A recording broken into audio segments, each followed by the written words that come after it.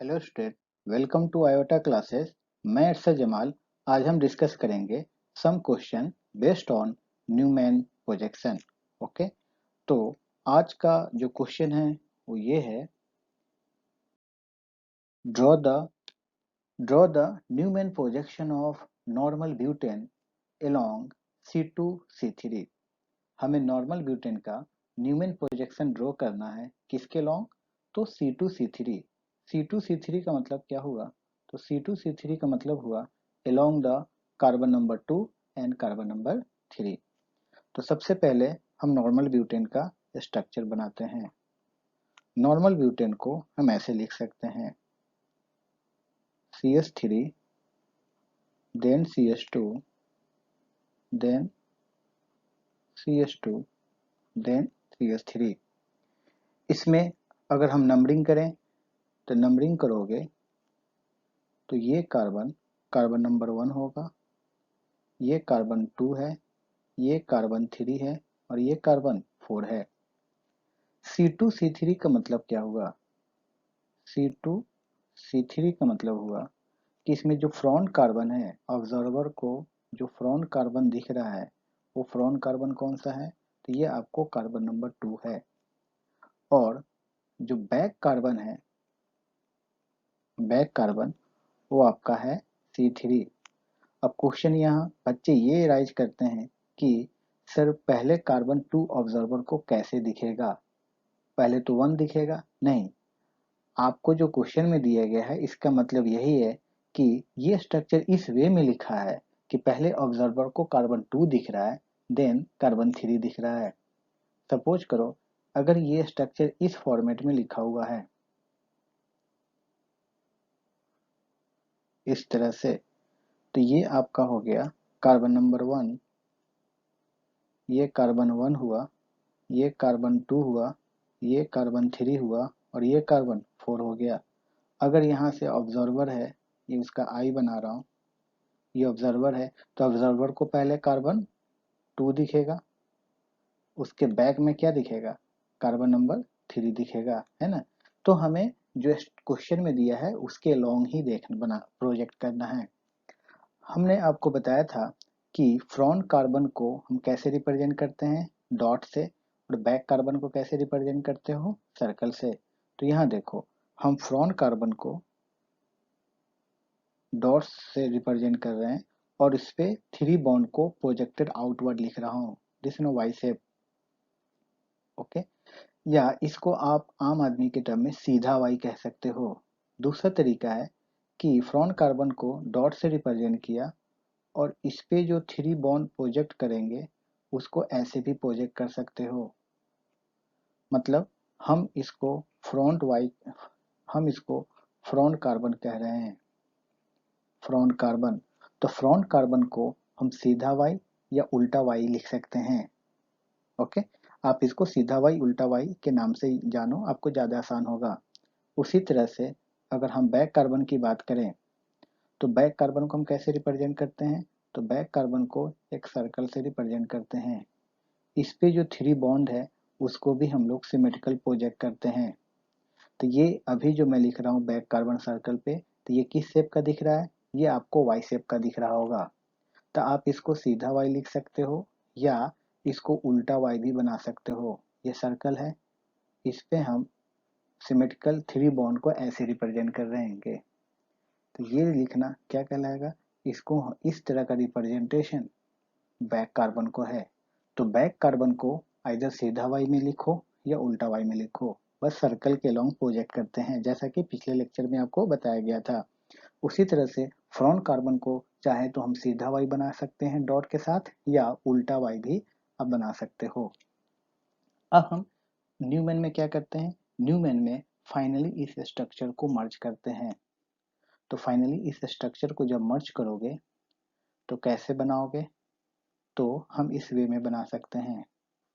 Front carbon को एक सीधा वाई बनाया और एक फ्रंट कार्बन को हम उल्टा वाई बना रहे हैं। इस पे हम बैक कार्बन है तो बैक कार्बन को सर्कल से रिप्रेजेंट करना है। तो ये बैक कार्बन हुआ। इस पे जो थ्री प्रोजेक्शन है उसको हम आउटवर्ड इस तरह से रिप्रेजेंट कर रहे हैं।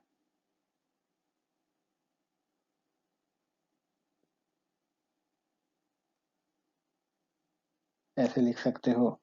उसी तरह से इस पे हम सर्कल बनाया, इस पे जो थ्री बॉन्ड है उसको मैं सिमेट्रिकल ऐसे रिप्रेजेंट कर दिया। तो हम चाहें तो इसको ऐसे रिप्रेजेंट कर सकते हैं या ऐसे रिप्रेजेंट कर सकते हो। दोनों में क्या है, एक स्ट्रक्चर में देखोगे तो फ्रंट कार्बन और बैक कार्बन के जो शेप है दोनों आपको प्रोजेक्शन कैसे दिख रहा है, तो सीधा वाई दोनों सिमेट्रिकल है। या दूसरे स्ट्रक्चर में देखोगे तो फ्रंट कार्बन और बैक कार्बन दोनों के जो वाई शेप डायग्राम है वो भी सिमेट्रिकल है ना। तो ये आपका उल्टा वाई दिख रहा होगा दूसरे स्ट्रक्चर में। तो इस स्ट्रक्चर को फाइनली हमने क्या नाम दिया था, जब भी प्रोजेक्शन फ्रंट कार्बन और बैक कार्बन का सिमेट्रिकल हो तो इसको किस नाम से जानते हैं, तो इसको हम लोग नाम दिया था एक्लिप्स। इसको हम क्या कहते हो, एक्लिप्स कहते हो। मतलब एक्लिप्स आप कैसे पहचानोगे, एक्लिप्स पहचानने का तरीका है कि फ्रंट कार्बन और बैक कार्बन दोनों सेम वाई में होना चाहिए। अगर सीधा वाई है तो सीधा वाई हो, अगर उल्टा वाई है तो उल्टा वाई होगा, तो इसको हम एक्लिप्स कहेंगे। और ओवरऑल ये सिमेट्रिकल है। उसी तरह से जब हमें दूसरे फॉर्मेट में रिप्रेजेंट करना होगा तो उसको हम ऐसे रिप्रेजेंट कर सकते हैं। ये फ्रंट कार्बन है, उसको वाई से बनाया है ना। इस पे हमें बैक कार्बन को रिप्रेजेंट करना है, बैक कार्बन को सर्कल से रिप्रेजेंट किया। और इस पे जो थ्री बॉन्ड है उसको आउटवर्ड रिप्रेजेंट ऐसे कर रहे हैं, तो इस फॉर्म को क्या कहते हो, स्टैगर्ड। तो आप ये देख रहे हो कि फ्रंट कार्बन वाई शेप है लेकिन बैक कार्बन कैसा है, उल्टा वाई है। दूसरा तरीका क्या है, दूसरा तरीका है रिप्रेजेंट करने का कि फ्रंट कार्बन को हम उल्टा वाई बना रहे हैं और बैक कार्बन को हम सीधा वाई बना रहे हैं इस तरह से। तो यहाँ देखो इस दोनों स्ट्रक्चर में क्या है, तो दोनों स्ट्रक्चर में फ्रंट कार्बन पे जो थ्री बॉन्ड है और बैक कार्बन पे जो थ्री बॉन्ड है ये सिमेट्रिकल नहीं है, ये कुछ एंगल से है ना। उसी तरह दूसरे स्ट्रक्चर में भी देखो सेम वही है। तो इस स्ट्रक्चर को हम किस नाम से जानते हैं, इस स्ट्रक्चर को हमने नाम बताया था स्टैगर्ड। इसी को हम क्या कहते हैं, इसी फॉर्म इसी स्ट्रक्चर को नाम देते हैं स्टैगर्ड कहा जाता है। मतलब स्टैगर पहचानने का तरीका क्या हुआ, तो स्टैगर पहचानने का तरीका है कि प्रोजेक्शन देखोगे फ्रंट कार्बन अगर सीधा वाई है, बैक कार्बन उल्टा वाई है, या फ्रंट कार्बन उल्टा है बैक कार्बन सीधा है, मतलब दोनों वाई शेप का स्ट्रक्चर डिफरेंट हो तो उसको हम स्टैगर फॉर्म कहेंगे। अगर फ्रंट कार्बन और बैक कार्बन दोनों सिमिलर हैं, मतलब सीधा वाई हो या उल्टा वाई हो, तो उसको हम क्या नाम देंगे, उसको हम एक्लिप्स नाम देते हैं। ओके, तो ये तो इंट्रोडक्शन हो गया जो हम ऑलरेडी पहले पिछले क्लास में पढ़ चुके हैं। अब हम आते हैं मेन क्वेश्चन पे। हम लोग नॉर्मल ब्यूटेन का न्यूमन प्रोजेक्शन ड्रॉ करने जा रहे हैं। ये नॉर्मल ब्यूटेन का स्ट्रक्चर है जिसमें कार्बन नंबर 1, 2, 3 एंड 4 है। इसमें आपको कहा गया है कि अलॉन्ग C2C3 ड्रॉ करना है। C2C3 का मतलब क्या बताया था, मैंने ये बताया कि ऑब्जर्वर को पहला फ्रंट कार्बन कार्बन नंबर 2 दिख रहा है और बैक में कार्बन नंबर 3 दिख रहा है। लेकिन नॉर्मल स्टूडेंट ये सोचते हैं कि ये जो नॉर्मल ब्यूटेन ऐसे लिखा हुआ है तो फ्रंट तो दिखेगा नहीं, तो आप समझ लो ये स्ट्रक्चर कुछ अलग वे में है। सपोज करो ऐसा लिखा हुआ है, तो यहाँ पे जब ऑब्जर्वर आएगा, ये आई का स्ट्रक्चर बना रहा हूँ, तो ये कार्बन नंबर 2 इसको फ्रंट में दिखेगा और इसके बैक में क्या दिखेगा, ये कार्बन 3 दिखेगा। तो ऐसा कुछ स्ट्रक्चर हो सकता है। ओके, तो इसका जब न्यूमन आप ड्रॉ करोगे तो न्यूमन ड्रॉ करने के लिए हम लोग फ्रंट कार्बन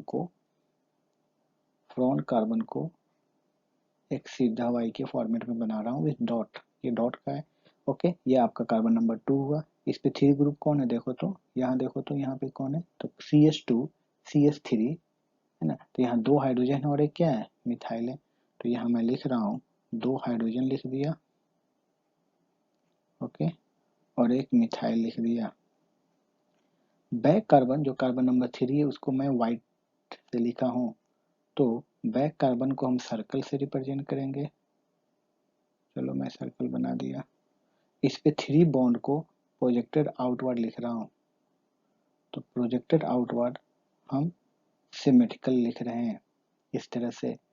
अब यहाँ देखो थर्ड कार्बन पे 3 ग्रुप कौन है, 2 हाइड्रोजन है और 1 मिथाइल है, तो हाइड्रोजन को हाइड्रोजन के साथ लिख दिया और मिथाइल को मैंने मिथाइल के साथ लिख दिया। ठीक है, तो ये देखो ये जो स्ट्रक्चर अभी बनाया इसमें सीधा वाई और बैक में भी सीधा वाई, ऐसे समझो, या ये कहो कि फ्रंट कार्बन जिसको मैं रेड इंक से दिखा रहा हूँ और बैक कार्बन जिसको मैं व्हाइट इंक से दिखा रहा हूँ, है ना, व्हाइट लाइन से दिखा रहा हूँ, ये दोनों सिमेट्रिकल है, तो इसको एक्लिप्स कहोगे और इस एक्लिप्स का नाम होता है, इसको हम लोग कहते हैं फुल्ली एक्लिप्स।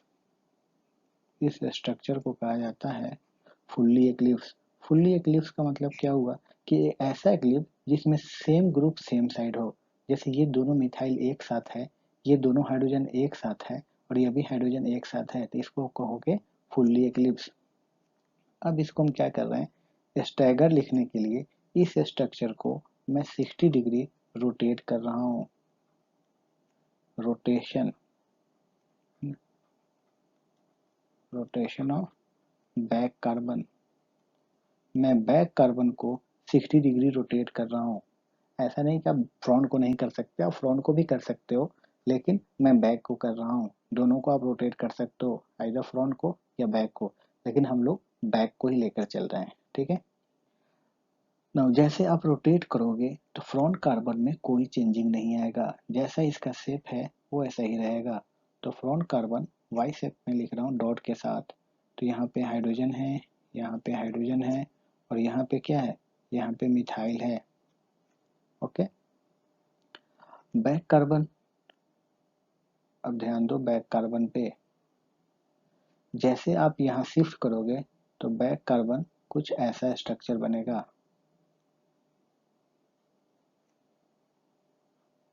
एक मिथाइल यहाँ पे आ जाएगा, हाइड्रोजन यहाँ आएगा और एक हाइड्रोजन यहाँ आएगा, है ना। इस फॉर्मेट को जो बैक फॉर्म लिख रहे हो 60 रोटेट करने पे, इसको स्टैगर कहते हैं और इस स्टैगर का नाम होता है गौचे, गौचे कहते हैं। दिस गौचे स्टैगर, एक नया नाम आया आपको। इसमें देखोगे तो आपको पहले भी बताया जा चुका है कि इस स्ट्रक्चर में जो फ्रंट कार्बन है और बैक कार्बन के जो एंगल्स हैं, इसमें जो एंगल होता है वो कितना होता है, तो आपको बताया गया था इसमें एंगल, ये जो एंगल बनता हुआ दिख रहा है दो स्ट्रक्चर के बीच में, फ्रंट कार्बन और बैक कार्बन का ये लाइन है, इस एंगल को क्या नाम दिया था, इसको हमने लिखा था डाईहेड्रल एंगल, डाईहेड्रल एंगल कहते हैं। और ये कितना होता है, तो ये आपका 60 डिग्री होता है, दिस वन है डाईहेड्रल एंगल। क्लियर है, ओके। अब यहाँ देखो, तो ये जो स्टैगर बना, इसमें ये मिथाइल के बीच का एंगल 60 डिग्री है ना, लेकिन फिर भी इसमें कुछ ना कुछ रिपल्सन होगा। ओके, तो दूसरे वे में आप ऐसे समझ सकते हो कि हमने एक रिंग को 6 पार्ट में डिवाइड कर रखा है, इसलिए हर एक पार्ट का एंगल कितना होगा, 60 डिग्री। अब ये मिथाइल देखो, मैं मिथाइल को यहाँ फिर से 60 रोटेट करोगे तो यहाँ से ये बैक कार्बन का जो मिथाइल है वो हाइड्रोजन के पास चला जाएगा, फिर ये हाइड्रोजन इस हाइड्रोजन के पास आ जाएगा, फिर ये हाइड्रोजन इस मिथाइल के पास आ जाएगा। इस तरह से आपको फिर से एक एक्लिप्स फॉर्म बनता हुआ दिखेगा। तो फिर से मैं 60 डिग्री इसको रोटेट कर रहा हूँ, फिर से 60 डिग्री रोटेट कर रहा हूँ, तो देखो आपको कैसा स्ट्रक्चर बन रहा है। तो ये फ्रंट कार्बन डॉट, उस पर 3 ग्रुप कौन कौन है, hydrogen, hydrogen, then methyl. Back carbon, back carbon को सर्कल बनाया। ओके, बैक कार्बन को तो हम लोग व्हाइट लाइन से रिप्रेजेंट कर रहे हैं।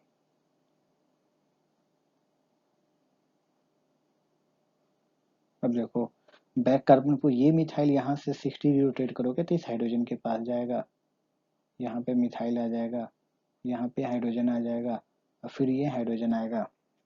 तो ये भी फ्रंट कार्बन और बैक कार्बन दोनों क्या है, वाई शेप में दिख रहे हैं, प्रोजेक्टेड वाई शेप में, सिमेट्रिकल है, प्रोजेक्टेड है ना।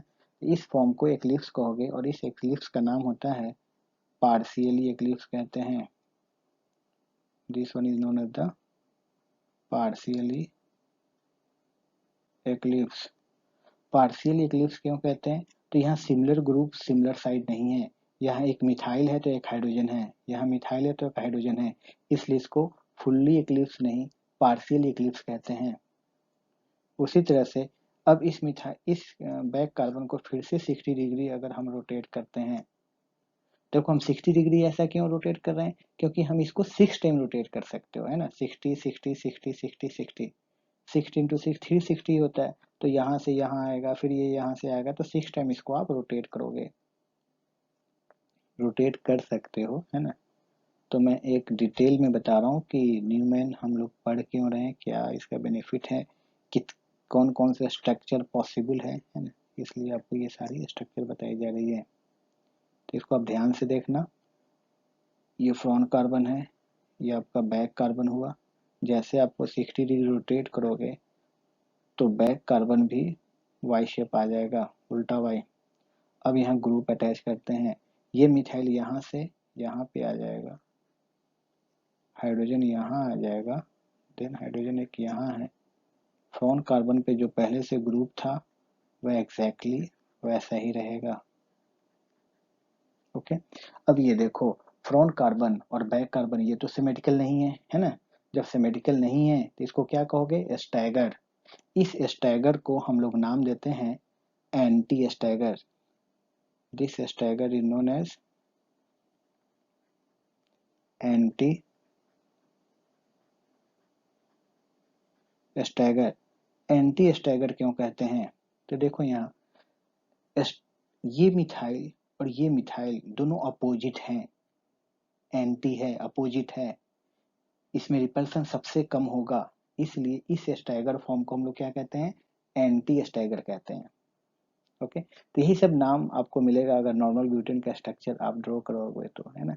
This one is known as the stagger form और इस स्टैगर को हम एंटी कहते हैं। फिर से इसको मैं 60 डिग्री रोटेट कर रहा हूँ, सपोज करो।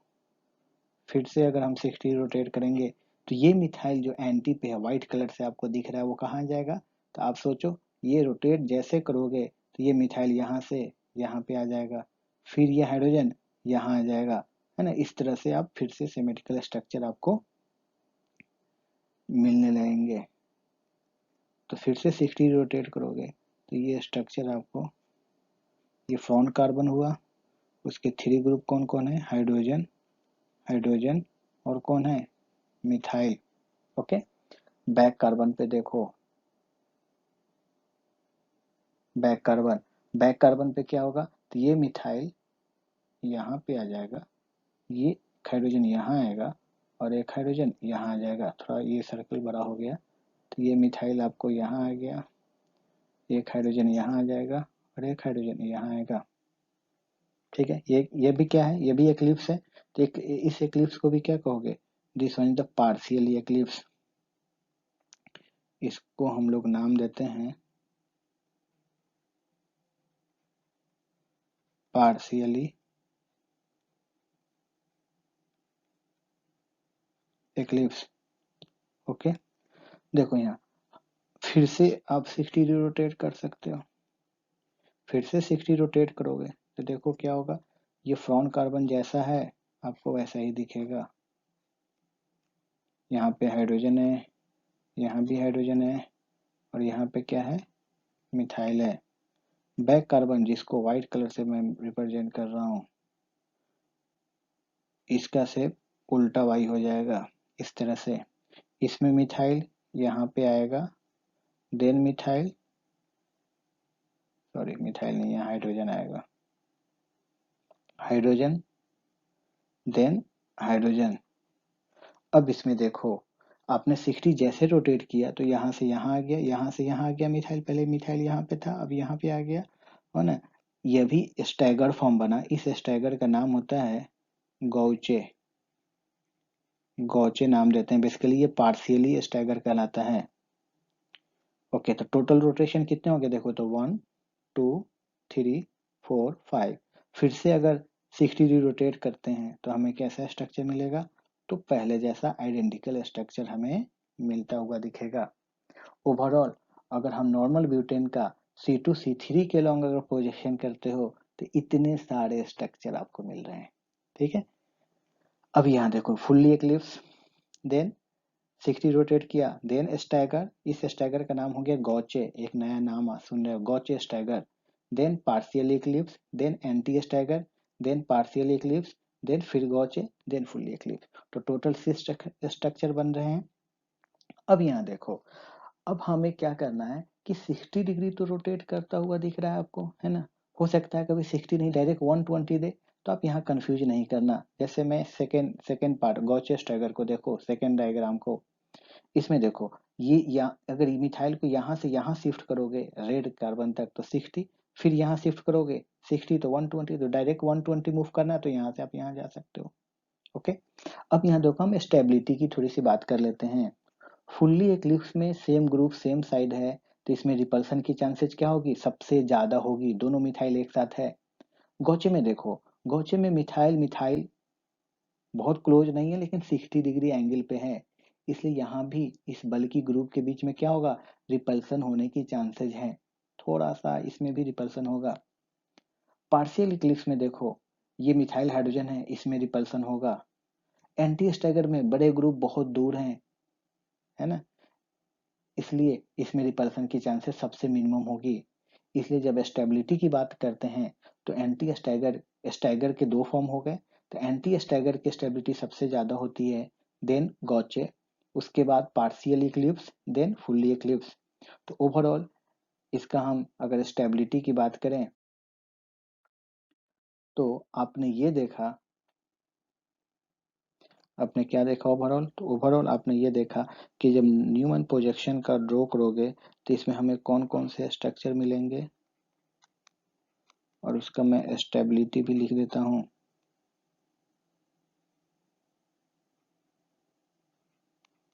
बताओ कौन कौन से हैं, तो सबसे ज्यादा स्टेबल होता है anti stagger, anti stagger, anti के बाद कौन है, गॉचे,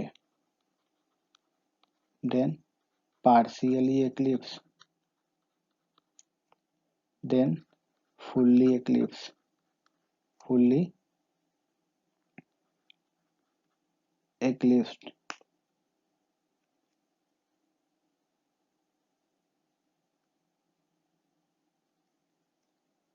फुल्ली एक्लिप्स। ओके, तो ये आपको ऑर्डर थोड़ा माइंड में रखना है ना, कि आगे चलकर कोई दिक्कत नहीं हो। तो स्टेबिलिटी का ऑर्डर ये होता है। अगर हम इसमें पोटेंशियल एनर्जी की बात करें, पोटेंशियल एनर्जी, तो देखो यहाँ स्टैगर्ड फॉर्म में रिपल्सन मिनिमम होती है, इसलिए इसकी पोटेंशियल एनर्जी क्या होगी, कम होती है, सबसे कम होगा। तो एंटी स्टैगर्ड की पोटेंशियल एनर्जी सबसे कम होता है। एंटी से ज्यादा थोड़ा सा गॉचे का होगा ज्यादा, क्योंकि ये दोनों ग्रुप में रिपल्सन होगा। उससे ज्यादा partially eclipse, then fully eclipse. तो सबसे ज्यादा एनर्जी की अगर बात करो तो फुल्ली एक्लिप्स की एनर्जी सबसे ज्यादा होती है।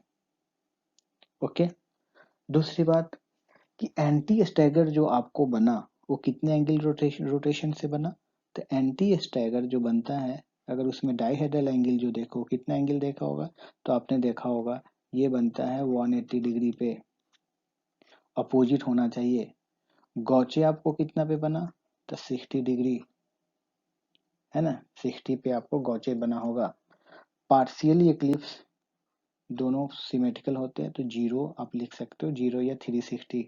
इसका भी डाइहेड्रल एंगल कितना होता है, तो इसमें कोई एंगल नहीं होता है, दैट इज 0 डिग्री। तो ये भी चीजें आपके माइंड में रखना है। ओके, तो इस तरह से हम न्यूमैन प्रोजेक्शन नॉर्मल ब्यूटेन का ऐसे हम ड्रॉ कर सकते हैं।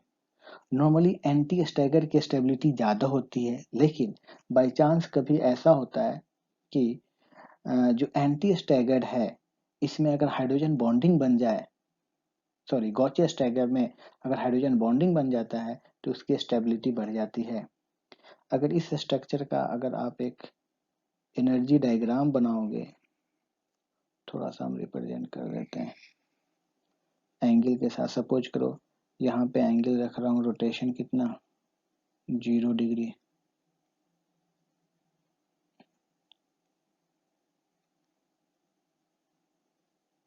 जीरो 60 डिग्री, देन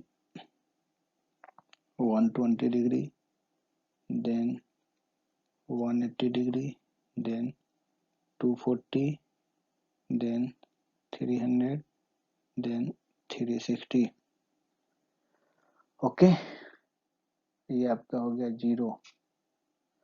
यहाँ पे पोटेंशियल एनर्जी कभी कभी ऐसा भी आपको बुक में मिलेगा। ऐसे ये सब हम लोग फिर से एक बार पढ़ोगे कन्फॉर्मेशनल आइसोमेरिज्म में। ओके, अब यहाँ देखो फुल्ली एक्लिप्स जो है,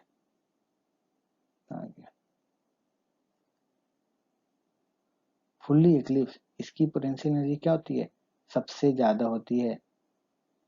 उससे कम पार्शियली, उससे कम गॉचे, उससे कम एंटी स्टैगर। तो सबसे कम पोटेंशियल एनर्जी किसकी होती है, एंटी स्टैगर की होती है। तो इसका जब डायग्राम बनाओगे तो आपको ऐसा बनेगा। फुल्ली एक्लिप्स आपको 0 डिग्री पे मिलेगा। मान लो यहाँ पे फुल्ली एक्लिप्स है, 60 डिग्री पे क्या है, गॉचे है। 120 पे आपको क्या मिलेगा, तो 120 पे पार्शियल एक्लिप्स मिलेगा। 180 पे एंटी स्टैगर मिलेगा। ओके, देन पार्शियली एक्लिप्स,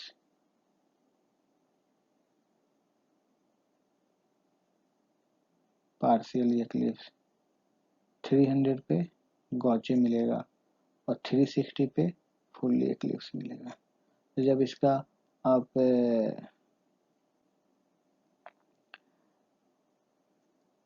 ये बनाओगे तो स्ट्रक्चर कुछ ऐसा बनता हुआ दिखेगा।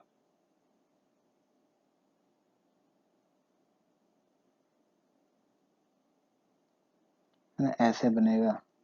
यहाँ पे हो गया आपको एक्लिप्स फॉर्म 0 डिग्री, सबसे ज्यादा एनर्जी फुल्ली एक्लिप्स, है ना। यहाँ पे 60 डिग्री पे गॉचे बनेगा, दिस वन इज द गॉचे। यहाँ पे जो स्ट्रक्चर है ये आपका गॉचे है। यहाँ पे एंटी है, यहाँ पे पार्शियली एक्लिप्स है, यहाँ पे पार्शियली एक्लिप्स है, यहाँ पे गॉचे बनेगा और यहाँ पे फुल्ली एक्लिप्स बनेगा। यहाँ भी क्या बनेगा, फुल्ली एक्लिप्स, है ना। तो आप परेशान मत होना, ग्राफ के लिए कंफ्यूज मत करना। मतलब जो आपको यहाँ पोटेंशियल एनर्जी जो गिवन है उसी का मैंने क्या किया, सिंपल सा एक ग्राफ बना दिया। Okay, thank you. तो this is all about the Newman projection of normal butane along C2C3। Okay, तो आप ओवरऑल आप याद रखना कि गॉचे में दो फॉर्म आते हैं, सॉरी स्टैगर में दो फॉर्म मिलते हैं, एक का नाम एंटी स्टैगर होता है और एक का नाम गॉचे होता है। एक्लिप्स में दो फॉर्म पढ़ा आपने, एक फुल्ली एक्लिप्स होता है और एक पार्शियली एक्लिप्स होता है। Okay, thank you for watching this lecture. Okay, all the best. दूसरा, आप इस वीडियो लेक्चर को लाइक जरूर करना, है ना। आप सब्सक्राइब करो और अपने दोस्तों के बीच में शेयर करो। Okay, thank you, all the best.